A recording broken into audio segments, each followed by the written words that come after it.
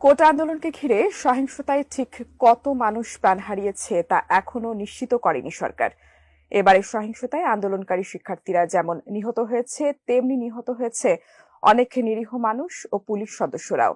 আন্দোলনের এই সহিংসতায় পুলিশের গুলিতে প্রাণ হারিয়েছে এক পুলিশ সদস্যের 17 বছরের সন্তান। কিভাবে সেই হৃদয় বিদারক ঘটনা ঘটল, সেই চিত্রই উঠে এসেছে ইংরেজি দৈনিক দ্য ডেইলি স্টারের একটি প্রতিবেদনে। সেই প্রতিবেদনটি তুলে ধরেছেন সহকর্মী মোহাম্মদ সোহাগ বিশ্বাস। 24 জুলাই ডেইলি স্টারের একটি প্রতিবেদনে বলা হয়, মর্গে তাইমের মরদেহ খুঁজে পাওয়ার পর ফোনে ময়নালকে বলতে শোনা যায়, স্যার আমার ছেলেটা মারা গেছে, ওর বুক ঝাঁঝরা হয়ে গেছে স্যার, আমার ছেলে আর নেই। গত শনিবার ঢাকা মেডিকেল কলেজ হাসপাতালের বিভিন্ন ওয়ার্ডে ছোটাছুটি করছিলেন রাজারবাগ পুলিশ লাইন্সের উপপরিদর্শক ময়নাল হোসেন ও তার স্ত্রী। তাদের হাতে ছিল 17 বছরের ছেলে ইমাম হোসেন তাইমের একটি ছবি।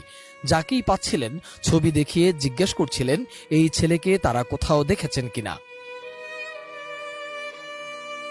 বিকেল 5টা থেকে পরের 2 ঘন্টা তারা হতাহতদের তালিকা তাইমের নাম খুঁজেছেন। পরে ছবি দেখে একজন সাংবাদিক তাইমের বাবাকে মর্গে খোঁজ নিতে বলেন।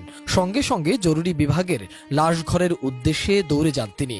একজন লাশ ঘরের দরজা খুলে দিলে ভেতরে ঢোকেন তারা। সেখানে পড়েছিল রক্তে ভেজা ছড়া গুলিবিদ্ধ তাইমের নিথর দেহ। ছেলের মরদেহ দেখে স্তব্ধ হয়ে যান ময়নাল হোসেন। তার স্ত্রী মেঝেতে পড়ে মূর্ছা যাওয়ার আগে চিৎকার করে বলছিলেন, ও আল্লাহ, আমার পোলারে কে মারলো? তুই আমারে না বইলা কেন বাইরে হয়েছিলি?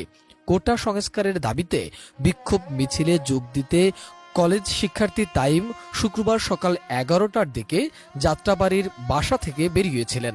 এর আগে 3 দিন ধরে যাত্রাবাড়িতে সংঘর্ষ চললেও তাইমকে ঘরে আটকে রাখা যায়নি। ওই প্রতিবেদনে আরো বলা হয়, ঘণ্টাখানেক পর তাইমের বাবা মাকে কেউ ফোন করে জানায় তাদের ছেলেকে গুলি করা হয়েছে। তাকে ঢাকা মেডিকেল কলেজ হাসপাতালে নেওয়া হয়েছে।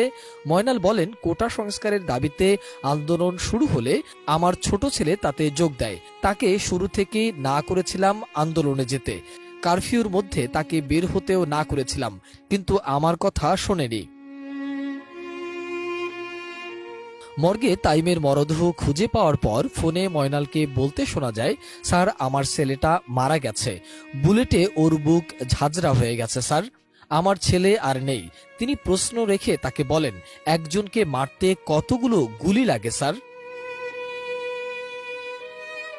ছেলে গুলিবিদ্ধ জানিয়ে ঊর্ধ্বতন কর্মকর্তার কাছ থেকে ছুটি নিয়ে এসেছিলেন ময়নাল। ফোনে কথা বলার সময় অপর প্রান্তে কে ছিলেন তা নিশ্চিত করেনি ডেইলি স্টারের ওই প্রতিবেদনে। শুধু ইমাম হোসেন নয়, বাসায় থেকেও গুলিবিদ্ধ হয়ে মৃত্যুর ঘটনাও ঘটেছে এই আন্দোলনে। মোহাম্মদ সোহাগ বিশ্বাস, এটি নিউজ, ঢাকা।